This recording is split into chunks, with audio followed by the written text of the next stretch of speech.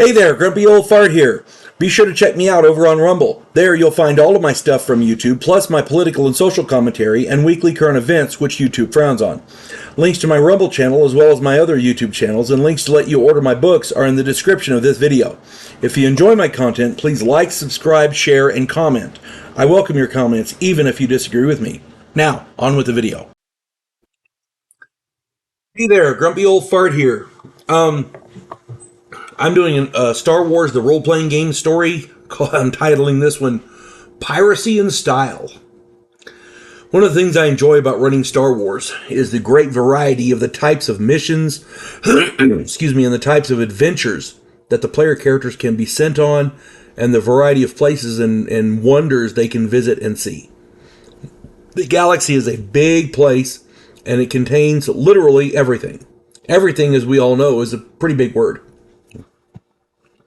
One of my favorite things to do with a group of players is to let them wing it. Many times they provide the inspiration for some really great adventures. I have lost count of the number of times a player will have an agenda for his character that he wants to fulfill. I just basically provide the surroundings for that, and I'm along for the ride, and it's a wonderful story that unfolds. I find that if you have good players, you're going to have a good game regardless of how much planning you do. Years ago, I was running a group of 3 players. We had a quasi-Jedi. He was a I'll get to that in a minute. He was a quasi-Jedi, a smuggler, and a mercenary. The smuggler had a light freighter, so they were mobile. They could get around the galaxy. The Jedi had received some training and was a good guy, but wasn't too keen on the law. He was kind of a roguish scoundrel type, for lack of a better word. This is the sad part. He could justify everything he did. This guy was smart. The player was smart. He could justify everything he did, and he never actually tried to hurt people. They smuggled things like medical supplies to people who needed it. They smuggled technically contraband, but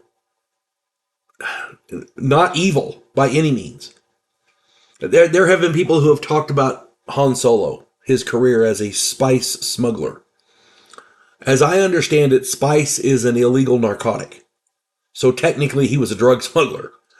These people smuggled stuff that people needed. Food, grain, that kind of thing. Through blockades and things like that. They were good people. They just weren't real fond of the law. The law got in the way. How's that? The law got in the way of helping people. So anyway, the time period we were playing in was just after Return of the Jedi. The Empire had fallen, but there were factions of the Empire.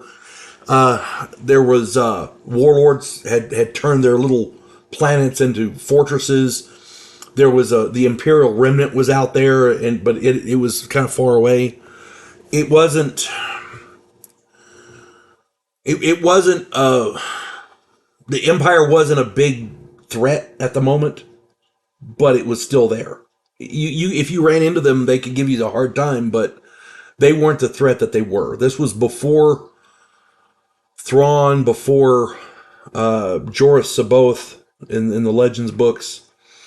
This was long before Palpatine came back. I mean, this was long before Disney even bought Star Wars, so that's not that Palpatine I'm not talking about. But you understand my point. That was the time period we were playing. It was very shortly after Return of the Jedi. The group had contracted to smuggle needed medical supplies to a distant world. As luck would have it, they were intercepted by an old interdictor-class cruiser. The gravity well projectors forced them out of hyperspace, and they were caught in a tractor beam.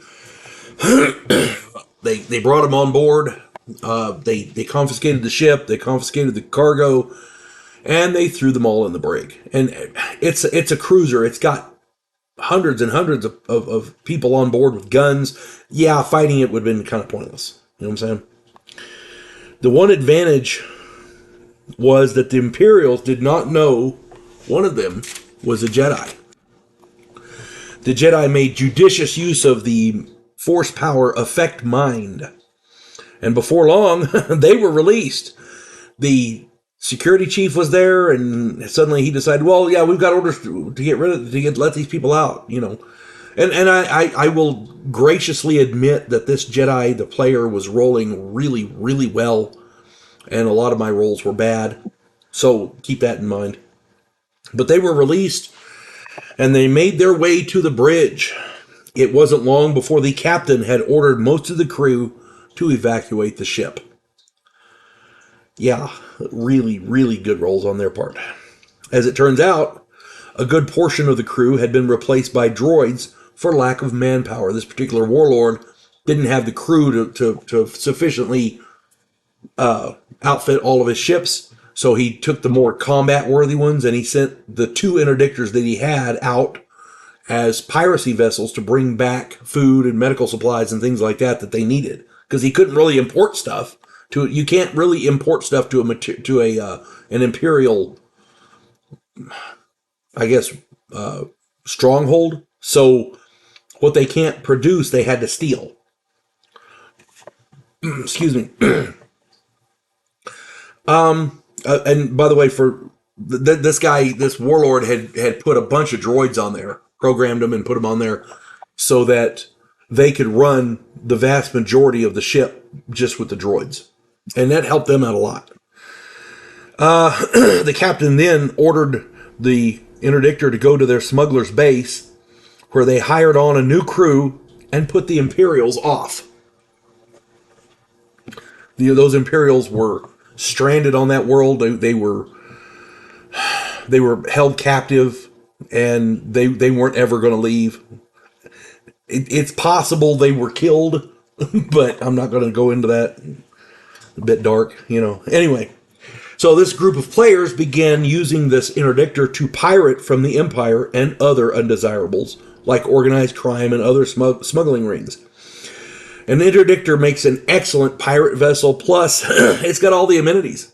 They had everything on there they would need. They never had to leave the ship. I mean, obviously they want to get fresh air and play in the grass and like that, but, get a fresh meal, some interaction with other people, that kind of thing. Shore leave, as it were. But that interdictor had all the amenities.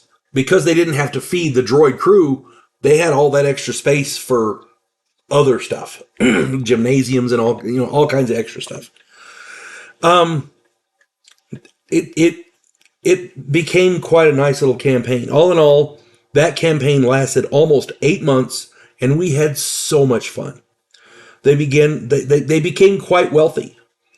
The Jedi was able to fund a number of orphanages, free clinics, and other charities, good organizations, that kind of thing. Ultimately, of course, the Empire got fed up and sent a battle group of Star Destroyers. When the interdictor was destroyed, they had to flee in the smuggler's freighter. But they still got away. And they had all their money because they had invested in banks and things like that, because the galactic banking system was still going.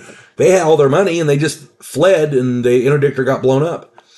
As I recall, the mercenary and the smuggler are still out there somewhere doing something, but the Jedi opened up his own little academy in some out-of-the-way place. So, worked out well for everybody.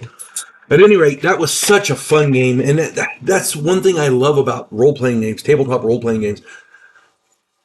The players help write the story. The game master in this particular case, me, I didn't have a hell of a lot of work to do. They did it all on their own. So, that's one good advantage of running Star Wars. There's always something to do, even if the players figure it out. If the players set the tone and they write the story for you, you're just along for the ride, running the bad guys. That's about it. So yeah, that was awesome. And if you get a chance, check out Star Wars, the role-playing game. We use the old D6 version, just handfuls of D6 to roll. But yeah, if you get a chance, check it out. It's an awesome game. And I hope this finds everybody well. Hope you enjoyed it. You folks have a good one. God bless one and all. Devo Poland, a scientific representative of a pacifist race called the Gandhiri, is sent away as an exchange officer. His objective, to learn the one skill his species never developed, to fight. and he's said to learn that skill from the one species who does it better than any other in the galaxy: humans. If you like science fiction with an upbeat military tone, check out my novel, Vanguard One.